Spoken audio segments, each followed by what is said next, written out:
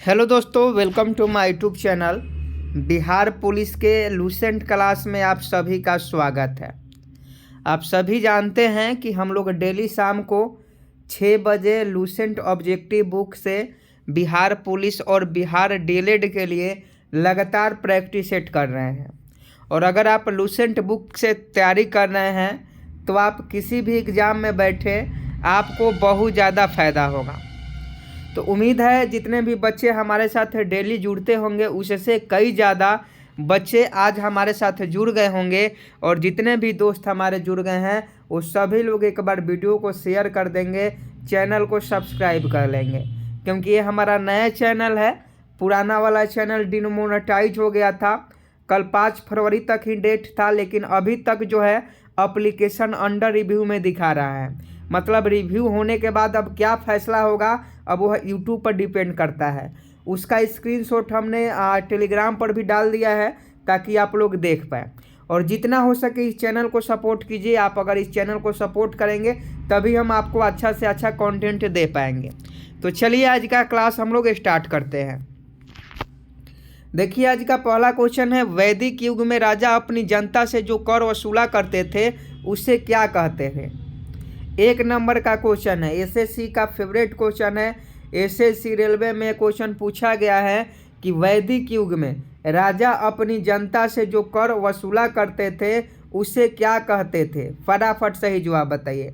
Lucent objective book का सभी question है, जो भी क्वेश्चन अभी आपको करवाएंगे सभी क्वेश्चन लूसेंट ऑब्जेक्टिव बुक का है।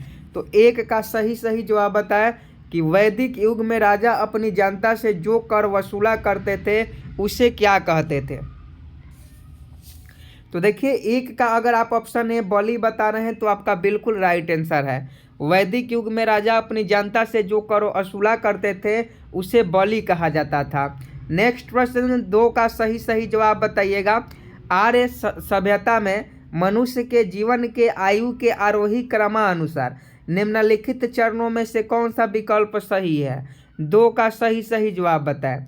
पहले क्वेश्चन पढ़िए, आर्य सभ्यता में मनुष्य के जीवन के आयु के आरोही क्रमानुसार निम्नलिखित चरणों में से कौन सा विकल्प सही है। 2 का फटाफट सही जवाब बताएं। तो 2 का ऑप्शन है ब्रह्मचर्य, गृहस्थ, वानप्रस्थ, संन्यास जो है ये आपका बिल्कुल सही जवाब हो जाएगा। समझे कि नहीं? तो ऑप्शन ए इस प्रश्न का सही जवाब हो जाएगा। नेक्स्ट प्रश्न 3 नंबर का सही जवाब बताएं कि आर्यों अनार्यों के साथ अपने संघर्षों में सफल रहे क्योंकि। फटाफट 3 का सही जवाब बताएं। सभी क्वेश्चन लूसेंट बुक से हैं तो थोड़ा सा कन्फ्यूजन आपको हो सकता है, लेकिन आप लोग ध्यान से सही जवाब दीजिएगा। और सभी एग्जाम में बहुत ही महत्वपूर्ण है ये सभी क्वेश्चन, क्योंकि बार बार ऐसे क्वेश्चन आपके एग्जाम में देखने को मिलते हैं। जो आप क्वेश्चन को नहीं समझना चाहते हैं वही क्वेश्चन आपके एग्जाम में पूछा जाता है और आप लोग गलत करके आ जाते हैं। तो आप लोग को ऐसा नहीं करना है, समझे कि नहीं? पहले ही समझ लेना है ताकि एग्जाम में किसी भी प्रकार का दिक्कत नहीं हो।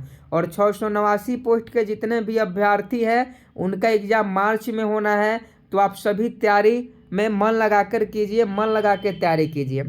3 का सही जवाब बताएं। आर्यों अनार्यों के साथ अपने संघर्षों में सफल रहे क्योंकि उन्होंने घोड़े द्वारा चलाए जा रहे रथों का प्रयोग किया। आर्यों ने घोड़े द्वारा चलाए जा रहे रथों का प्रयोग किया, इसीलिए वो सफल रहे। तो 3 का अगर आप ऑप्शन डी बता रहे हैं तो आपका बिल्कुल राइट आंसर है। नेक्स्ट प्रश्न 4 नंबर है। 4 का फटाफट सही जवाब बताएं। आरंभिक वैदिक काल में वर्ण व्यवस्था आधारित थी। 4 का सही जवाब बताएं। आई am waiting for your answer. आरंभिक वैदिक काल में वर्ण व्यवस्था आधारित थी। 4 का सही जवाब बताएं कि आरंभिक वैदिक काल में वर्ण व्यवस्था आधारित थी। तो देखिए 4 का अगर आप ऑप्शन सी व्यवसाय पर बता रहे हैं तो आपका बिल्कुल राइट आंसर है। 4 का सही जवाब क्या हो जाएगा? व्यवसाय हो जाएगा। आरंभिक वैदिक काल में वर्ण व्यवस्था किस पर आधारित थी? तो व्यवसाय पर आधारित थी। तो 4 का अगर आप ऑप्शन सी बता रहे हैं तो आपका बिल्कुल सही जवाब है। नेक्स्ट प्रश्न का सही सही जवाब बताएं। एक क्वेश्चन आपको कल भी करवाए थे, कई बार ये क्वेश्चन करवाए हैं और करवाते इसलिए हैं कि आपको याद रहे। भारतीय प्रतीक पर उत्कीर्ण सत्यमेव जयते लिया गया है, तो फटाफट बताइए कि सत्यमेव जयते कहाँ से लिया गया है। एसएससी में कई बार पूछा गया है, रेलवे में कई बार पूछा गया है, बिहार पुलिस के एग्जाम में कितने बार प्रश्न पूछे गए हैं और आगे भी पूछे जाएंगे। इसलिए आप लोग याद रखिएगा कि भारतीय प्रतीक पर उत्कीर्ण सत्यमेव जयते कहाँ से लिया गया है। तो देखिए मुंडकोपनिषद से, ये क्वेश्चन आपको बहुत बार करवाए हैं कि मुंडकोपनिषद से सत्यमेव जयते लिया गया है। तो 5 का अगर आप ऑप्शन डी मुंडकोपनिषद बता रहे हैं तो आपका बिल्कुल सही जवाब है। 6 नंबर प्रश्न का सही सही जवाब बताएं कि निम्नलिखित में से ऋग्वेद काल के दौरान किसकी जानकारी नहीं थी। फटाफट इस प्रश्न का सही सही जवाब बताएं कि निम्नलिखित में से ऋग्वेद काल के दौरान किसकी जानकारी नहीं थी। 6 का सही सही जवाब बताएं कि निम्नलिखित में से ऋग्वेद काल के दौरान किसकी जानकारी नहीं थी। 6 का फटाफट सही जवाब बताएं। देखिए 6 का विवाह प्रथा हो जाएगा ऑप्शन डी, इस प्रश्न का बिल्कुल सही जवाब हो जाएगा। ऋग्वेद काल में विवाह प्रथा के जानकारी नहीं था, तो इसका सही जवाब ऑप्शन डी विवाह प्रथा हो जाएगा। नेक्स्ट प्रश्न का सही सही जवाब बताएं। निम्नलिखित में से कौन सा अन्न मनुष्य द्वारा सबसे पहले प्रयोग होने वाला में से एक था। फटाफट इस प्रश्न का सही सही जवाब बताएं। यह बीपीएससी में भी क्वेश्चन पूछा गया है, बिहार एसएससी में भी ये क्वेश्चन पूछा गया है, बिहार पुलिस में भी पूछा गया है, बिहार आईटीआई का एग्जाम होता है उसमें भी ये क्वेश्चन पूछा गया था कि निम्नलिखित में से कौन सा अन्न मनुष्य द्वारा सबसे पहले प्रयोग होने वालों में से था। फटाफट सही जवाब बताएं। तो देखिए इसमें 2 ही में कन्फ्यूज होते हैं, 2 में कन्फ्यूज होते हैं। 7 का कुछ लोग बताते हैं गेहूँ, कुछ लोग बताते हैं जौ, कुछ लोग बताते हैं जई और ओट। तो फटाफट बताइए कि इस प्रश्न का सही जवाब क्या हो जाएगा। देखिए किसी का सही आंसर आ रहा है, किसी का गलत आंसर आ रहा है। तो बार बार ये क्वेश्चन को करवाए हैं, समझाते हैं कि नहीं गलत करना है, कि जब भी पूछे कि सबसे पहले प्रयोग निम्नलिखित में कौन सा अन्न मनुष्य द्वारा सबसे पहले प्रयोग में लाया गया, तो जौ और यौ जो है सबसे पहले मनुष्यों के द्वारा प्रयोग में लाया गया। तो जौ और यौ बिल्कुल आपका राइट आंसर हो जाएगा। तो ऑप्शन सी सही जवाब हो जाएगा। नेक्स्ट प्रश्न का सही सही जवाब बताया 8 नंबर कि ये यज्ञ सूत्र निम्न में से किस वेद में है। 8 का सही सही जवाब बताएं कि यज्ञ सूत्र निम्न में से किस वेद में है। आई am waiting for your answer कि यज्ञ सूत्र निम्न में से किस वेद में है। देखिए अगर यज्ञ से संबंधित विधि विधान किस में है तो यजुर्वेद में है। यज्ञ से संबंधित जो भी विधि विधान है वह यजुर्वेद में है। तो ऑप्शन बी इस प्रश्न का सही जवाब हो जाएगा। नेक्स्ट प्रश्न का सही सही जवाब बताइए, महाभारत का प्रारंभिक नाम क्या था। फटाफट इस प्रश्न का सही सही जवाब बताएं कि महाभारत का प्रारंभिक नाम क्या था। I am waiting for your answer. Mahabharata का प्रारंभिक नाम क्या था। फटाफट इस प्रश्न का सही सही जवाब बताएंगे। देखिए अगर आप ऑप्शन सी जय संहिता बता रहे हैं तो आपका बिल्कुल सही जवाब है। बहुत सारे लोग कथा साहित्य सागर बता रहे हैं, कुछ लोग जय संहिता बता रहे हैं। तो देखिए 9 का ऑप्शन सी हो जाएगा जय संहिता। महाभारत का प्रारंभिक नाम जय संहिता था। जय संहिता किसने लिखा था, आप कमेंट बॉक्स में जरूर बताइएगा कि जय संहिता किसने लिखा था। नेक्स्ट प्रश्न का सही सही जवाब बताएं कि उपनिषद शब्द का शाब्दिक रूप से। 10 नंबर प्रश्न का सही सही जवाब बताएंगे कि उपनिषद शब्द का शाब्दिक रूप से यह अर्थ होता है। उपनिषद का अर्थ आपको बताना है कि उपनिषद का अर्थ क्या होता है। 10 नंबर प्रश्न का सही सही जवाब बताएं कि उपनिषद का अर्थ क्या होता है। तो देखिए अगर 10 का अगर आप ऑप्शन बी बता रहे हैं पास बैठना तो आपका बिल्कुल सही जवाब हो जाएगा। उपनिषद का अर्थ होता है, शाब्दिक अर्थ यहाँ पूछा जा रहा है, ध्यान से पढ़िएगा कि उपनिषद शब्द का शाब्दिक रूप से क्या अर्थ होगा, तो पास बैठना होगा। तो 10 का भी सही जवाब हो जाएगा। नेक्स्ट प्रश्न का सही सही जवाब बताएं कि निम्नलिखित वैदिक संहिताओं में से भारतीय संगीत का उद्गम किसमें खोजा जा सकता है। तो आप ही बताइए कि संगीत का जनक किस वेद को कहा जाता है। संगीत का जनक पूछे या इस तरह से क्वेश्चन पूछे, देखिए अगर वही क्वेश्चन संगीत का जनक रहता तो आप लोग कहते कि बहुत ईजी क्वेश्चन पूछा गया है, समझे कि नहीं। अगर वही क्वेश्चन में संगीत का जनक रहता तो आप कहते कि बहुत ईजी क्वेश्चन है, लेकिन थोड़ा सा लैंग्वेज हाई कर दिया तो आप कहेंगे कि ये तो पढ़े ही नहीं है। अरे बुड़बक, यहाँ देखो निम्नलिखित वैदिक संहिताओं में से भारतीय संगीत का उद्गम किसमें खोजा जा सकता है, तो सामवेद में खोजा जा सकता है। क्यों कन्फ्यूज हो, समझे कि नहीं कि सामवेद में संगीत से रिलेटेड चर्चा किया गया है, संगीत का जनक सामवेद को कहा जाता है। तो तुम ही बताओ कि वैदिक संहिताओं में से भारतीय संगीत का उद्गम किसमें खोजा जा सकता है, तो सामवेद में खोजा जा सकता है। तो थोड़े थोड़े छोटे छोटे प्रश्न में अगर आप कन्फ्यूज हो जाइएगा तो आपका सिलेक्शन कैसे होगा, आप ही बताइए। 12 का सही सही जवाब बताइए कि प्राचीनतम भारतीय सभ्यता का नाम बताइए। फटाफट इस प्रश्न का सही सही जवाब बताएं। प्राचीनतम भारतीय सभ्यता का नाम बताएं। और देखिए बहुत सारे बच्चे ऐसे भी हैं जो आते हैं 4-5 क्वेश्चन करते हैं भाग जाते हैं। तो देखिए वैसे कीजिएगा और बाद में कमेंट कीजिएगा कि सर हमारा सिलेक्शन नहीं हुआ, तो उसकी जिम्मेदारी हम नहीं होंगे, समझे कि नहीं। हम आपको हर तरीक़ा से पढ़ाने की कोशिश कर रहे हैं। दिन भर में 2 क्लास ले रहे हैं, शाम को भी ले रहे हैं, सुबह में भी ले रहे हैं। लेकिन अगर आप नहीं पढ़िएगा तो आप ही को घाटा है ना। अगर सिलेक्शन लेना है तो मेहनत करना पड़ेगा, बिना मेहनत को कुछ मिलने वाला है। एक मजदूर भी मजदूरी करता है तो वो मेहनत करता है तभी उसको पैसा मिलता है। अगर एक मजदूर सोचे कि हम बैठे बैठे पैसा ले ले तो ऐसा हो सकता है, मालिक देगा नहीं देगा। तो इस बात पर आप लोग ध्यान नहीं देते हैं। 12 का सही सही जवाब बताइए। तो सिंधु घाटी सभ्यता बता रहे हैं तो आपका बिल्कुल सही जवाब है। प्राचीनतम भारतीय सभ्यताओं का नाम बताइए, तो सिंधु घाटी सभ्यता जो है वह भारतीय सभ्यता है। नेक्स्ट प्रश्न का सही सही जवाब बताए 13 नंबर कि सिंधु घाटी का कौन सा एक स्थल पाकिस्तान में है। फटाफट बताइए कि सिंधु घाटी का कौन सा एक स्थल पाकिस्तान में है। 13 का सही सही जवाब बताएं। तो लोथल तो आप सभी जानते हैं, लोथल गुजरात में है। कालीबंगा भी आपका जो है राजस्थान में है। आलमगीरपुर भी भारत में ही है, लेकिन हड़प्पा जो है वह भारत में नहीं है, तो ये पाकिस्तान में है। तो इसका सही जवाब ऑप्शन डी हो जाएगा, हड़प्पा। नेक्स्ट प्रश्न का सही सही जवाब बताइए 14 नंबर कि सिंधु घाटी की सभ्यता के लोग किसकी पूजा करते थे। 1 नंबर का क्वेश्चन है और देखते हैं कितने बच्चे इस प्रश्न का सही सही जवाब बताते हैं। VVI क्वेश्चन है, बहुत ज़्यादा इंपॉर्टेंट है। फटाफट इस प्रश्न का सही सही जवाब बताएं कि सिंधु घाटी के सभ्यता के लोग किसकी पूजा करते थे, जल्दी से बताएं। देखिए अगर आप पशुपति बता रहे हैं तो आपका बिल्कुल राइट आंसर हो जाएगा। सिंधु घाटी सभ्यता के लोग किसकी पूजा करते थे, तो पशुपति की पूजा करते थे। 14 का अगर आप ऑप्शन सी बता रहे हैं तो आपका बिल्कुल राइट आंसर है।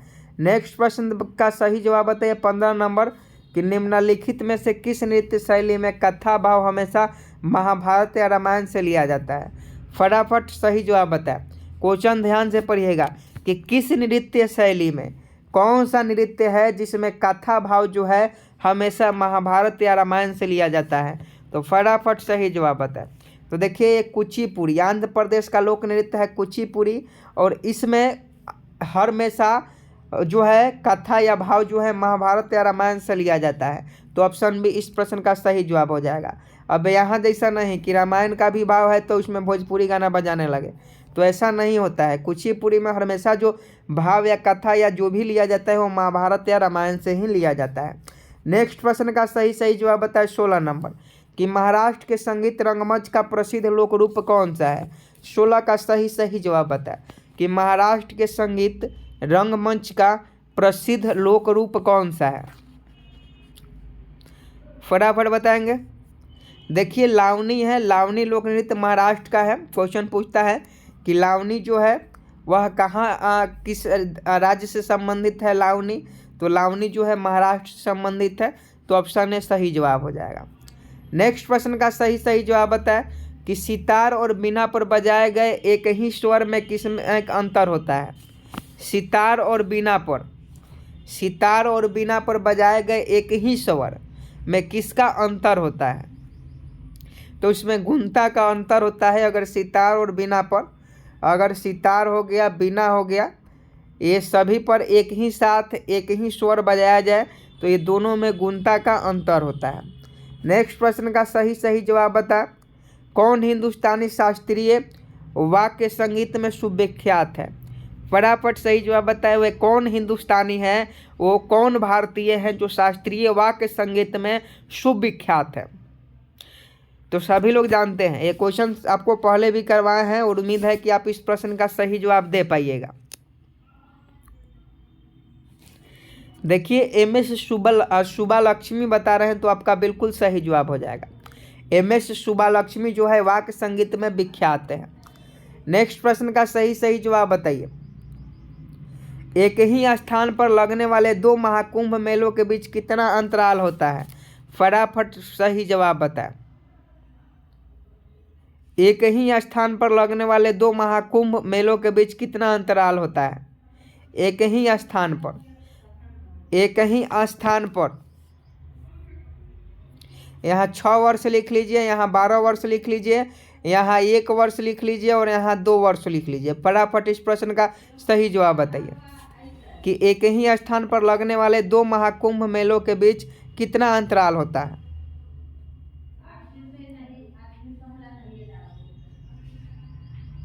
फटाफट सही जवाब बताइएगा। देखिए अगर आप ऑप्शन बी बता रहे हैं तो आपका बिल्कुल सही जवाब है। नेक्स्ट प्रश्न का सही जवाब बताइए 20 नंबर कि निम्नलिखित में प्रसिद्ध वायलिन वादक कौन है? 20 का सही जवाब बताए कि निम्नलिखित में प्रसिद्ध वायलिन वादक कौन है? वायलिन एक यंत्र होता है संगीत के क्षेत्र में, म्यूजिशियन के क्षेत्र में वायलिन। तो देखिए 20 का अगर आप ऑप्शन है प्रोफेसर टी.एन. कृष्णन बता रहे हैं तो आपका बिल्कुल सही जवाब हो जाएगा। वायलिन वादक प्रोफेसर टी.एन. कृष्णन थे, तो ऑप्शन है बिल्कुल इस प्रश्न का सही जवाब हो जाएगा। नेक्स्ट प्रश्न का सही जवाब बताइएगा 21 नंबर कि यामिनी राय ने कला के किस क्षेत्र में नाम कमाया है? 21 का सही जवाब बताए कि यामिनी राय ने कला के किस क्षेत्र में नाम कमाया है? 21 का सही जवाब बताए कि यामिनी राय ने कला के किस क्षेत्र में नाम कमाया है?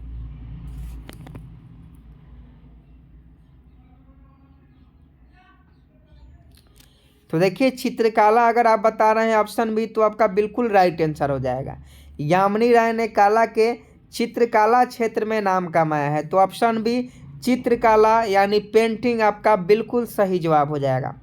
नेक्स्ट प्रश्न का सही जवाब बताइए 22 नंबर कि निम्नांकित में से किसे विश्व कला संग्रहों का भंडार कहा जाता है? फटाफट सही जवाब बताए। ऑप्शन ए नहीं है, ये तो इसी में का है, टाइपिंग मिस्टेक है। फटाफट सही जवाब बता कि निम्नलिखित में से किसे विश्व कला संग्रहों का भंडार कहा जाता है? ऑप्शन ए में लिख लीजिएगा सालरंजक संग्रहालय। सालरंजक संग्रहालय ऑप्शन ए में है, तो ऑप्शन ए इस प्रश्न का सही जवाब हो जाएगा सालरंजक संग्रहालय। सालरंजक संग्रहालय को विश्व कला संग्रहों का भंडार कहा जाता है, तो ऑप्शन ए सही जवाब हो जाएगा। नेक्स्ट प्रश्न का सही जवाब बताइए 23 नंबर कि निम्नलिखित में कौन भारतीय संगीत के ठुमरी रूप को लोकप्रिय बनाने के लिए नहीं जाना जाता है? फटाफट इस प्रश्न का सही जवाब बताएं कि निम्नलिखित में से कौन भारतीय संगीत के ठुमरी रूप को लोकप्रिय बनाने के लिए नहीं जाना जाता है? तो 23 का सही जवाब बता। तो देखिए अगर आप क्या बता रहे हैं इसका सही जवाब बताइए। निम्नलिखित में कौन भारतीय संगीत के ठुमरी रूप को लोकप्रिय बनाने के लिए नहीं जाना जाता है? यहाँ ऑप्शन ही गलत है, पूरा ऑप्शन गलत है। इसका सही जवाब हो जाएगा 23 का सीधे इसका ऑप्शन गलत है। ये प्रश्न ही गलत है, ये टाइपिंग मिस्टेक है। 23 नंबर प्रश्न को छोड़ देते हैं। 24 नंबर क्वेश्चन देख लीजिए, इसमें भी ऑप्शन ए गायब है। कैसे यार टाइपिंग करता है लोग पता नहीं। यहाँ ऑप्शन ए में लिखिएगा गांधीनगर गुजरात। ऑप्शन ए में गांधीनगर गुजरात। गांधीनगर गुजरात ऑप्शन ए में है। फटाफट सही जवाब बताइएगा कि स्वामी नारायण मंदिर अक्षरधाम कहाँ स्थित है। स्वामी नारायण मंदिर अक्षरधाम कहाँ स्थित है। फटाफट सही जवाब बताइए कि स्वामी नारायण मंदिर अक्षरधाम कहाँ स्थित है। तो देखिए स्वामी नारायण मंदिर अक्षरधाम जो स्थित है वो गांधीनगर गुजरात में स्थित है। गांधीनगर गुजरात में स्वामी नारायण मंदिर अक्षरधाम स्थित है। फटाफट 25 का सही जवाब बताएं कि निम्न में कौन सा वाद्य यंत्र बिना तार का होता है। फटाफट सही जवाब बताएं कि निम्न में से कौन सा वाद्य यंत्र बिना तार का होता है। तो 25 का ऑप्शन सी ट्रम्पेट आपका बिल्कुल सही जवाब हो जाएगा। ट्रम्पेट एक वाद्य यंत्र होता है जिसमें कोई तार नहीं होता, यह बिना तार का होता है। तो इसका सही जवाब ऑप्शन सी हो जाएगा। नेक्स्ट प्रश्न का सही जवाब बताइएगा। पॉलिटी का क्वेश्चन है, बहुत इंपॉर्टेंट है कि भारतीय संविधान की रचना में निम्नांकित में से किसने सर्वाधिक गंभीर प्रभाव छोड़ा। फटाफट सही जवाब बताइएगा कि भारतीय संविधान की रचना में किस देश के संविधान ने सर्वाधिक गंभीर प्रभाव छोड़ा। फटाफट सही जवाब बताइए। आई am waiting for your answer. 5 second का समय है। तो देखिए भारतीय संविधान की रचना में भारत सरकार अधिनियम जो है वह सर्वाधिक गंभीर प्रभाव छोड़ा। तो भारत सरकार अधिनियम इस प्रश्न का सही जवाब हो जाएगा। भारतीय संविधान की रचना में भारत सरकार अधिनियम ने सर्वाधिक गंभीर प्रभाव छोड़ा। तो ऑप्शन डी इस प्रश्न का सही जवाब हो जाएगा। नेक्स्ट प्रश्न का सही जवाब बताइए कि भारत की संविधान सभा का संवैधानिक सलाहकार कौन था। 1 नंबर का क्वेश्चन है और कई बार पूछा गया है। फटाफट इस प्रश्न का सही जवाब बताएं कि भारत की संविधान सभा का सर्वाधिक सलाहकार कौन था। सभी लोग जानते हैं doctor BN. Rao. Sir BN. Rao doctor नहीं, सर बी.एन. राव जो थे वो भारत के संविधान सभा का संवैधानिक सलाहकार थे। क्वेश्चन ये पूछा जाता है सभी एग्जामों में कि भारत की संवैधानिक सभा का संवैधानिक सलाहकार कौन थे, तो ये सर बी.एन. राव थे। नेक्स्ट प्रश्न का सही जवाब बताइए। स्वतंत्र भारत की लोकसभा का पहला अध्यक्ष कौन था। तो लोकसभा का पहला अध्यक्ष सभी लोग जानते हैं और ये क्वेश्चन भी बहुत बार पूछा गया है कि स्वतंत्र भारत की यानी लोकसभा का प्रथम अध्यक्ष कौन था। तो जीवी मावलंकर थे। जीवी मावलंकर को लोकसभा का प्रथम अध्यक्ष बनाया गया था। तो जीवी मावलंकर क्या हो जाएंगे, सही जवाब हो जाएंगे। नेक्स्ट प्रश्न का सही जवाब बताइए 29 नंबर कि भारत का पहला उप प्रधानमंत्री कौन था।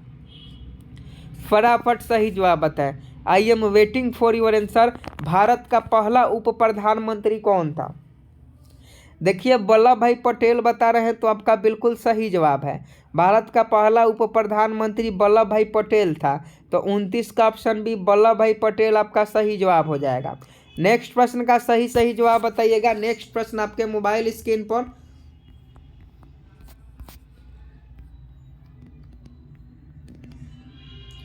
फटाफट सही जवाब बताएं कि भारत के पहले राष्ट्रपति के रूप में डॉक्टर राजेंद्र प्रसाद का चुनाव किया गया था। फटाफट सही जवाब बताएं कि भारत के पहले राष्ट्रपति के रूप में डॉक्टर राजेंद्र प्रसाद का चुनाव किसने किया था।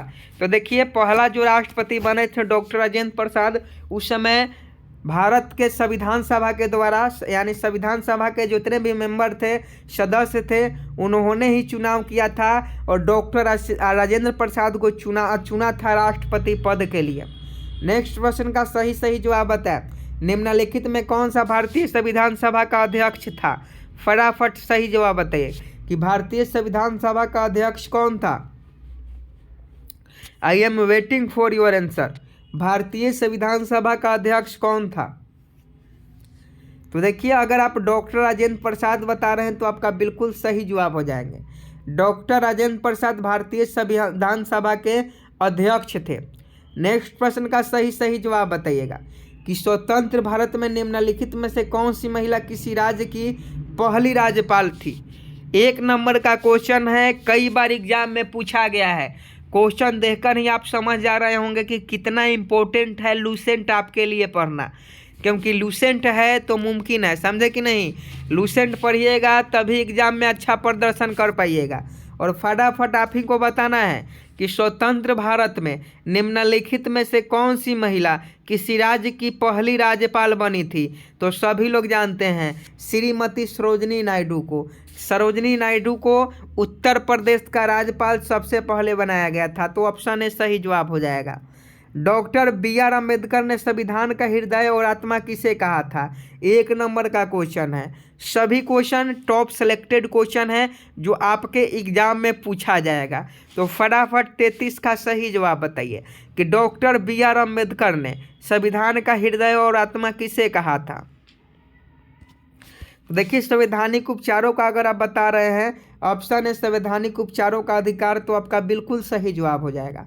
डॉक्टर भीमराव अंबेडकर ने कहा था कि संवैधानिक उपचारों का जो अधिकार है वो भारत का हृदय है। तो ऑप्शन सी इस प्रश्न का सही जवाब हो जाएगा। नेक्स्ट प्रश्न का सही जवाब बताएं। भारत में दल रहित लोकतंत्र का प्रस्ताव किसने रखा। फटाफट सही जवाब बताएं। भारत में दल रहित लोकतंत्र का प्रस्ताव, भारत में दल रहित लोकतंत्र का प्रस्ताव किसने रखा। जयप्रकाश नारायण ने। जयप्रकाश नारायण ने भारत में दल रहित लोकतंत्र का प्रस्ताव रखा। नेक्स्ट प्रश्न का सही जवाब बताइए। संविधान सभा का अध्यक्ष कौन था। अभी आपको कुछ देर पहले करवाए हैं, अभी ही क्लास में कुछ देर पहले करवाए हैं कि संविधान सभा का पहले अध्यक्ष कौन थे। संविधान सभा का अध्यक्ष कौन था और देखते हैं कितने बच्चे कंफ्यूज होते हैं और कितने बच्चे इस प्रश्न का सही जवाब बताते हैं। देखिए कंफ्यूजन हो गए ना, कंफ्यूज हो गए। अभी आपको बताया ना कुछ देर पहले कि डॉक्टर राजेंद्र प्रसाद संविधान सभा के अध्यक्ष थे। तो आप लोग क्या कर रहे हैं। नेक्स्ट प्रश्न का सही जवाब बताइए। भारत की संविधान सभा का अध्यक्ष कौन था। देखिए फिर वही क्वेश्चन आया, तो इसमें भी डॉक्टर राजेंद्र प्रसाद ही हो जाएंगे। नेक्स्ट प्रश्न का सही जवाब बताएं कि भारत की संविधान सभा किसके अनुसार गठित किया गया। फटाफट इस प्रश्न का सही जवाब बताएं कि भारत की संविधान सभा किसके अनुसार गठित किया गया। आप सभी लोग जानते हैं कि भारत की जो संविधान सभा है वह किसके द्वारा गठित किया गया। फटाफट सही जवाब बताएं। तो देखिए मंत्रिमंडलीय शिष्टमंडल योजना कैबिनेट के तहत, यानी कैबिनेट मिशन के तहत, कैबिनेट योजना के तहत भारत की संविधान सभा का गठन किया गया। नेक्स्ट प्रश्न का सही जवाब बताएं। भारतीय संविधान की प्रारूपण समिति के अध्यक्ष कौन था। बहुत ज़्यादा इम्पोर्टेंट है और देखते हैं कितने बच्चे इस प्रश्न का सही जवाब देते हैं कि भारतीय संविधान की प्रारूपण समिति के अध्यक्ष कौन था। फटाफट सही जवाब बताएं। देखिए बी.आर. अम्बेडकर बता रहे हैं तो आपका बिल्कुल सही जवाब है। भारतीय संविधान की प्रारूपण समिति के अध्यक्ष डॉक्टर भीमराव अम्बेडकर जी थे। नेक्स्ट प्रश्न का सही जवाब बताएं। 39 नंबर कि मखरैला लेटेराइट मिट्टी का विकास किसका परिणाम होता है। मखरैला लेटेराइट मिट्टी का विकास किसका परिणाम होता है। फटाफट सही जवाब बताएं। तो इसका सही जवाब लगातार वनस्पति आवरण, लगातार वनस्पति आवरण इस प्रश्न का सही जवाब हो जाएगा। आज का लास्ट प्रश्न है 40 नंबर और यह होमवर्क का क्वेश्चन है और देखते हैं कितने बच्चे इस प्रश्न का सही जवाब बताते हैं। और लूसेंट क्लास आपको कैसा लगा आप कमेंट बॉक्स में ज़रूर बताइएगा। डेली लूसेंट क्लास पाना चाहते हैं तो शाम को 6 बजे हमारे साथ ज़रूर जुड़ जाइएगा और सुबह में 10 बजे पुराने वाले चैनल पर जुड़ जाइएगा। और जितने भी बच्चे अभी तक चैनल को सब्सक्राइब नहीं किए हैं सभी से रिक्वेस्ट है चैनल को सब्सक्राइब कर सपोर्ट कीजिए, क्योंकि आपके लिए इतना मेहनत कर रहे हैं और आप सपोर्ट नहीं कीजिएगा तो फिर ये गलत बात है, तो फिर हमें भी पढ़ाने में मन नहीं लगेगा। तो चैनल को सपोर्ट कीजिए, शेयर कीजिए वीडियो को। जय हिंद जय भारत।